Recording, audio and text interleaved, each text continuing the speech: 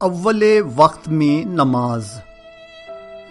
شہید کے کچھ دوست بیان کرتے ہیں کہ شہید ابراہیم کی تمام سرگرمیوں کا مرکز و محور نماز تھی۔ حالات جیسے بھی ہوں، ابراہیم نماز کو ہمیشہ اول ہی وقت میں پڑھتے تھے، اور وہ بھی زیادہ تر مسجد میں جماعت کے ساتھ۔ وہ دوسروں کو بھی نماز با جماعت کی دعوت دیا کرتے تھے۔ وہ امیر المومنین علیہ السلام کی اس حدیث کا واضح مصداق تھے، جس میں امام علیہ السلام فرماتے ہیں، جو شخص بھی مسجد میں آمد و رفت رکھتا ہے اسے درجہ ذیل فوائد حاصل ہوتے ہیں۔ ایک ایسا بھائی جو راہ خدا میں اس کا رفیق ہوتا ہے، جدید معلومات، خدا کی وہ رحمت جو اس کے انتظار میں ہوتی ہے، ایک ایسی نصیحت جو اسے ہلاکت سے نجات دلاتی ہے، ایسی بات جو اس کی ہدایت کا سبب بنتی ہے، گناہوں کا ترک کرنا۔ انقلاب سے پہلے بھی ابراہیم فجر کی نماز مسجد میں باجماعت پڑھا کرتا تھا۔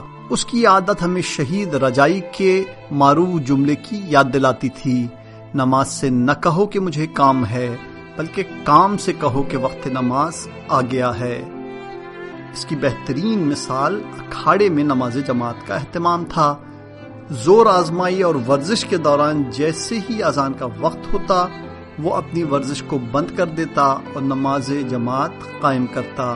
کئی بار سفر کے دوران یا محاذ پر جب بھی اذان کا وقت ہوتا، ابراہیم اذان کہتا اور گاڑی روک کر سب کو باجماعت نماز کی ترغیب دلاتا۔ اس کی میٹھی آواز اور دل نشین اذان سب کو اپنے اندر جذب کر لیتی تھی۔ وہ پیغمبر اعظم صلی اللہ علیہ وآلہ وسلم کے اس نورانی کلام کا مصداق تھا کہ خداوند عالم نے وعدہ فرما رکھا ہے کہ مؤذن اور اس شخص کو جو وضو کرے اور مسجد میں نماز جماعت میں شرکت کرے، بغیر حساب و کتاب کے جنت میں لے جائے گا۔ اسی عرصے میں ابراہیم کی مسجد میں متواتر آنے جانے والے کافی جوانوں سے آشنائی اور پھر دوستی ہوئی۔ جوانی کے زمانے میں اس نے اپنے لیے ایک عبا کا انتظام کر لیا تھا، جس سے وہ اکثر اوقات نماز میں پہنتا تھا۔ 1980 کا سال تھا۔ ایک رات بسیج کا پروگرام آدھی رات تک طول پکڑ گیا۔ فجر کی اذان میں 2 گھنٹے رہتے تھے کہ جوانوں کا سارا کام ختم ہو گیا۔ ابراہیم نے سب جوانوں کو اکٹھا کیا اور کردستان کے واقعات انہیں سنانے لگا۔ اس کے قصے دلچسپ بھی تھے اور مزاحیہ بھی۔ اس نے تمام جوانوں کو اذان فجر تک بیدار رکھا۔ فجر کی نماز جماعت کے ساتھ پڑھ کر وہ سب اپنے گھروں کو چلے گئے۔ ان کے جانے کے بعد ابراہیم نے بسیج کے سربراہ سے کہا، اگر یہ نوجوان اسی وقت چلے جاتے تو نہیں معلوم کہ بیچارے نماز کے لیے اٹھ پاتے یا نہیں۔ آپ لوگ بسیج کا کام یا تو جلدی ختم کر لیا کریں یا نوجوانوں کو فجر تک بیدار رکھیں تاکہ ان کی نماز قضا نہ ہو جائے۔ دن کے وقت ابراہیم شوق اور بزلہ سنج انسان دکھائی دیتا تھا اور بہت زیادہ عامیانہ گفتگو کیا کرتا تھا، لیکن راتوں میں عموماً وہ سحر سے پہلے بیدار ہو جاتا اور نماز شب ادا کرتا تھا۔ اس کی کوشش ہوتی تھی کہ اس کی یہ عبادت مخفی ہی رہے۔ جیسے جیسے اس کی شہادت کے ایام نزدیک آتے جا رہے تھے، اس کی سحر خیزی بھی لمبی ہوتی جا رہی تھی۔ گویا وہ جانتا تھا کہ احادیث میں شیعہ ہونے کی علامت سحر خیزی اور نماز شب کو قرار دیا گیا ہے۔ وہ دعائے کمیل، دعائے ندبہ، دعائے توسل پوری پابندی اور باقاعدگی سے پڑھتا تھا۔ ہر روز فجر کے بعد دعا اور مناجات اور زیارات میں مشغول رہتا۔ روزانہ یا تو زیارت عاشورہ مکمل پڑھتا تھا یا فقط آخری سلام ضرور پڑھتا تھا۔ وہ ہمیشہ آیہ وجعلنا کا زمزمہ کرتا رہتا۔ ایک بار میں نے اس سے پوچھا کہ ابراہیم بھائی، یہ آیت تو دشمن کے مقابلے میں حفاظت کے لیے ہے، ہمارا تو یہاں کوئی دشمن نہیں ہے۔ اس نے معنی خیز نظروں سے مجھے دیکھتے ہوئے کہا، کیا شیطان سے بڑا بھی کوئی دشمن ہے؟ ایک بار نماز کی اہمیت اور نوجوانوں کے موضوع پر بحث ہو رہی تھی۔ ابراہیم نے کہا کہ جس وقت میرے والد کا انتقال ہوا، میں اس وقت اداس اور پریشان تھا۔ پہلی رات جب سب مہمان چلے گئے تو میں نے خدا سے خفا ہوتے ہوئے نماز ہی نہیں پڑھی اور سو گیا۔ جیسے ہی آنکھ لگی تو خواب میں اپنے والد صاحب کو دیکھا۔ انہوں نے گھر کا دروازہ کھولا اور غصے سے سیدھے میرے کمرے کی طرف لپکے۔ میرے سامنے کھڑے ہو کر کئی لمحوں تک میرے چہرے پر نظریں گاڑ کر مجھے دیکھتے رہے۔ اسی وقت میں نیند سے اچھل پڑا۔ والد صاحب نے آنکھوں ہی آنکھوں میں بہت کچھ کہہ دیا تھا۔ نماز ابھی قضا نہیں ہوئی تھی۔ میں اٹھا اور وضو کر کے نماز پڑھنے لگا۔ دوسرے وہ امور جنہیں وہ بہت زیادہ اہمیت دیا کرتا تھا، ان میں ایک نماز جمعہ بھی تھی۔ اگرچہ جب نماز جمعہ کا باقاعدہ انعقاد ہونے لگا تو ابراہیم یا تو کردستان میں مصروف ہوتا تھا یا محاذوں پر رہتا تھا۔ وہ جب بھی تہران میں ہوتا تو نماز جمعہ میں حتماً شرکت کرتا تھا۔ وہ کہا کرتا تھا کہ تم لوگ نہیں جانتے کہ نماز جمعہ کا کتنا ثواب اور کتنی برکتیں ہیں۔ امام صادق علیہ السلام فرماتے ہیں، ہر وہ قدم جو نماز جمعہ کی طرف اٹھے خداوند کریم اس پر آگ حرام کر دیتا ہے۔ چور کے ساتھ سلوک۔ عباس ہادی بیان کرتے ہیں کہ ہم کمرے میں بیٹھے ہوئے تھے اور ہمارے ہاں مہمان آئے ہوئے تھے۔ گلی سے ایک آواز آئی تو ابراہیم نے جلدی جلدی کھڑکی کے باہر دیکھا۔ ایک شخص اس کے بہنوئی کی موٹر سائیکل لے کر بھاگنے ہی والا تھا۔ وہ زور سے چلایا، پکڑو اسے، چور چور۔ اس کے بعد خود بھی جلدی سے بھاگتا ہوا دروازے کی طرف لپکا۔ محلے کے ایک لڑکے نے موٹر سائیکل کو لات مار دی تھی، جس کی وجہ سے چور موٹر سائیکل سمیت زمین پر آ رہا تھا۔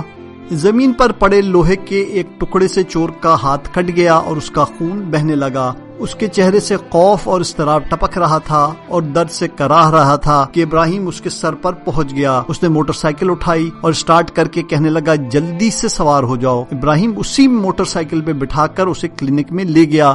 اس کے ہاتھ پر مرہم پٹی کروائی۔ اس کے بعد دونوں مسجد چلے گئے۔ نماز کے بعد ابراہیم اس کے پاس بیٹھ گیا اور پوچھا، تم چوری کیوں کرتے ہو؟ حرام کی کمائی تو۔ چور جو درد کے مارے رو رہا تھا کہنے لگا، میں یہ سب باتیں جانتا ہوں مگر کیا کروں، بے روزگار ہوں، بیوی بچوں والا ہوں، دوسرے شہر سے آیا ہوں، مجبور ہو کر آج چوری کرنا پڑی۔ ابراہیم کچھ سوچنے لگا، پھر اٹھ کر ایک نمازی کے پاس گیا اور اس سے بات کرنے لگا۔ پھر خوشی خوشی واپس آیا اور چور سے کہنے لگا، خدا کا شکر ہے، میں نے تمہارے لیے ایک مناسب کام پیدا کر لیا ہے، کل سے کام پر جاؤ، یہ پیسے بھی رکھ لو اور خدا سے بھی مدد طلب کرو۔ ہمیشہ حلال کی تلاش میں رہو۔ حرام مال زندگی کو جہنم بنا دیتا ہے۔ حلال کی روزی کم بھی ہو تو برکت والی ہوتی ہے۔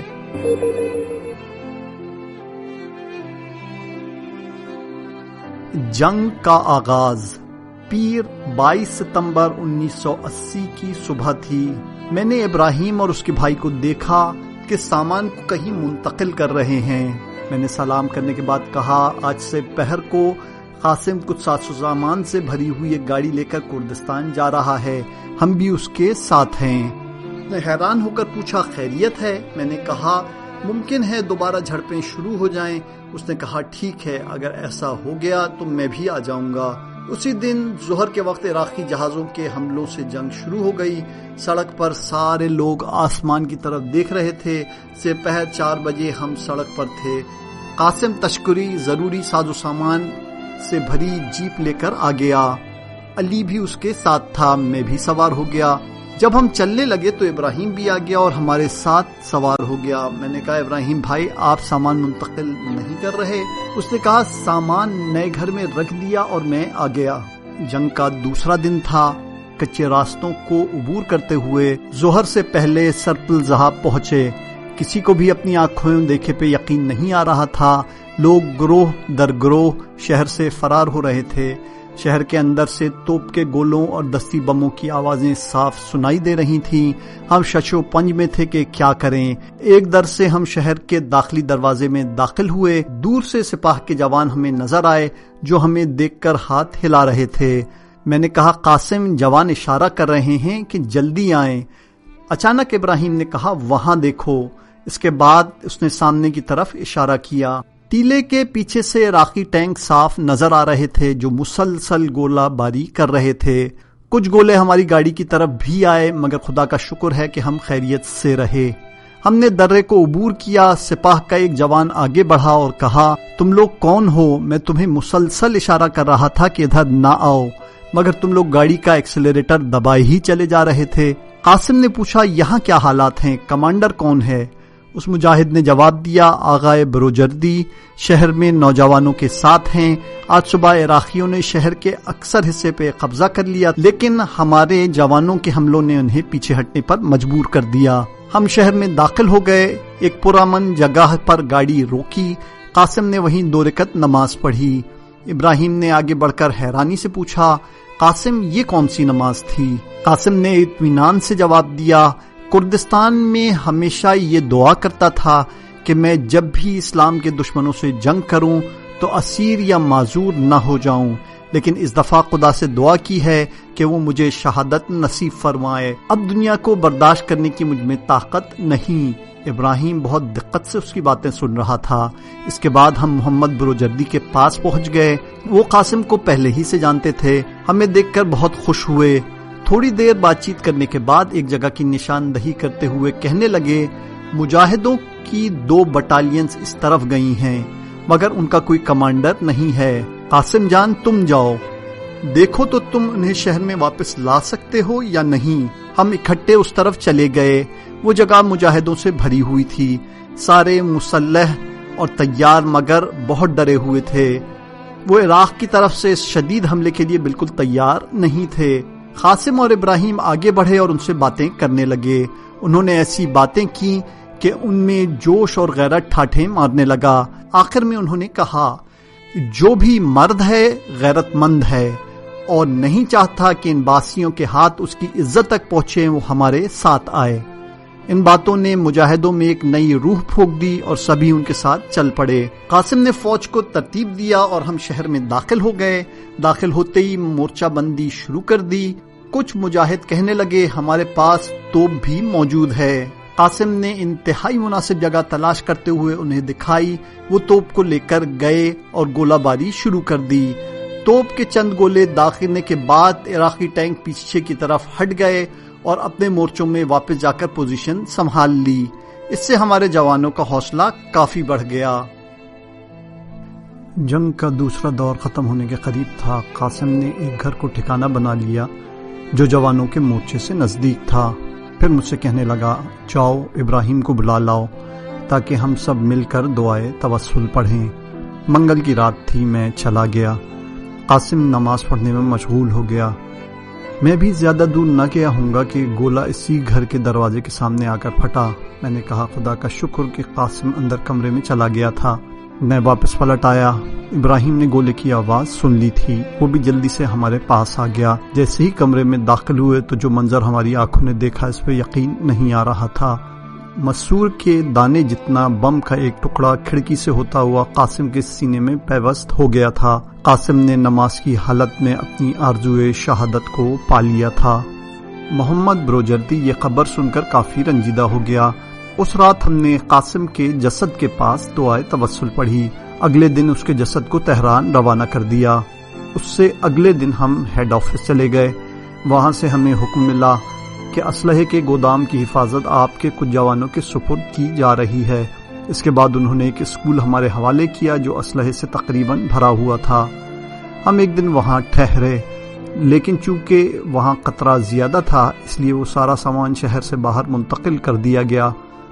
ابراہیم مذاق سے کہتا تھا، دوستو یہاں خدا کو زیادہ سے زیادہ یاد کیا کرو، کیونکہ اگر ایک گولہ بھی ادھر آ گیا تو ہم میں سے پھر کوئی بھی نہیں بچے گا۔ جب گودام خالی ہو گیا تو ہم جنگ کے فرنٹ لائن پر چلے گئے۔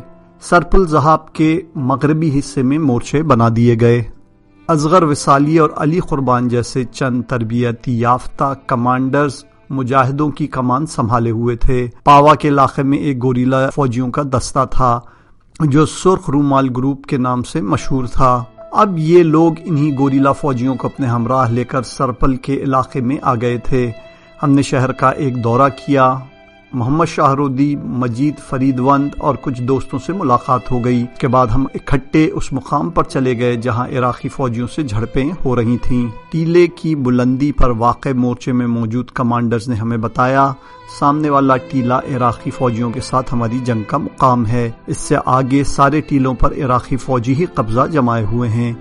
کچھ لمحے گزرے تو دور سے ایک عراقی فوجی دکھائی دیا۔ سب فوجیوں نے فائرنگ شروع کر دی۔ ابراہیم چلا اٹھا، تم لوگ یہ کیا کر رہے ہو؟ ساری گولیاں ختم کر دیں؟